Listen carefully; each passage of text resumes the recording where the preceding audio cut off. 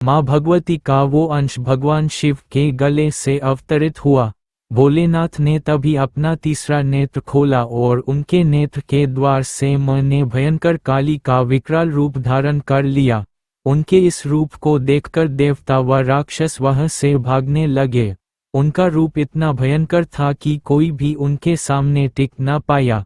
काली मंत्र ह्रीं श्रीं क्लीं काली के क्लीं श्रीं ह्रीं ऐं महाकाली किसकी पुत्री थी?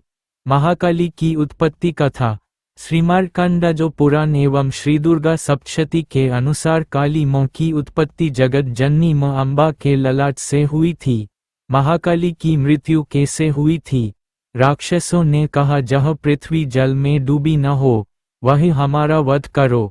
तब भगवान ने तथास्तु कहकर दोनों राक्षसों के मस्तकों को अपनी जौघ पर रख लिया तथा चक्र से काट डाला। काली को किसने मारा?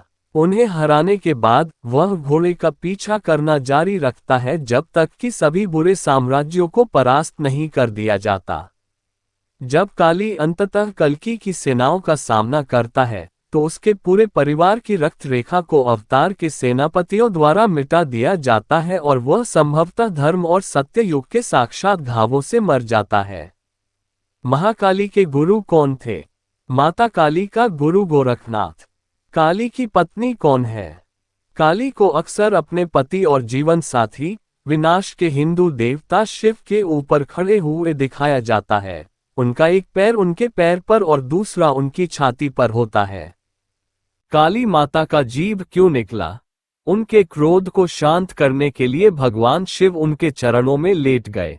जैसे ही भगवान शिव के सीने पर मां काली के चरण स्पर्श हुए तो उनको अपने क्रोध पर गिलानी हुई और शिव जी पर अपने पांव देख उन्होंने संकोचित मन से जीभ को बाहर निकाल दिया। डिस्क्लेमर: यहाँ दी गई जानकारियां धार्मिक आस्था और लोक मान्यताओं पर आधारित है। महाकाली की सवारी कौन सी है? मैंने देखा कि इस प्रश्न का उत्तर देने वाले अन्य लोगों ने कहा है कि या तो काली का कोई वाहन है या फिर उनका वाहन मां दुर्गा के वाहन जैसा ही है, जो शेर है। ये पूरी तरह सच नहीं है। ऐसा माना जाता है, खासकर पश्चिम बंगाल में, जहां काली पूजा की व्यापक और पुरानी परंपरा है। सियार को मां काली का वाहन माना जाता है। काली और महाकाली में क्या अंतर है? ये तो सब जानते ही हैं कि काली जी माता पार्वती जी का ही रूप है। काली जी चतुर्भुजा है, शांत रूप है, अर्थात ज्यादा डरावना नहीं है। मुख पर एक हल्की सी मुस्कान है जो कि ध्यान से देखने पर नजर आ जाती है। किंतु जो महाकाली रूप है वह रूप दशमुख, भुजाओं और पैरों से युक्त है। इनको ही दुर्गा सप्तशती में महाकाली कहा गया, जो देवताओं की मां काली किसकी कुलदेवी है? इस मंदिर की एक उल्लेखनीय विशेषता यह है कि यहाँ देवी की पूजा एक विवाहित महिला के रूप में की जाती है। जाहिर तौर पर गढ़कालिका को पनवार वंश की कुलदेवी माना जाता है।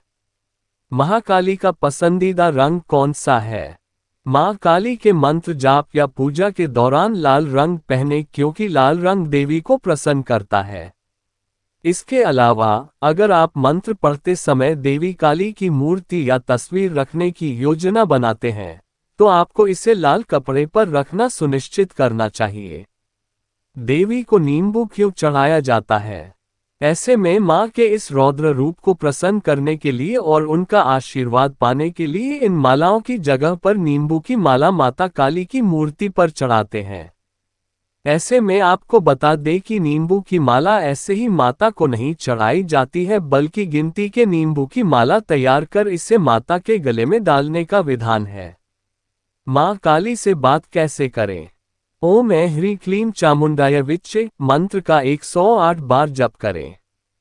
काली माता को खिचड़ी और तली हुई सब्जियों का प्रसाद चढ़ाएं। इससे भक्तों की सभी मनोकामनाएं पूरी करती हैं।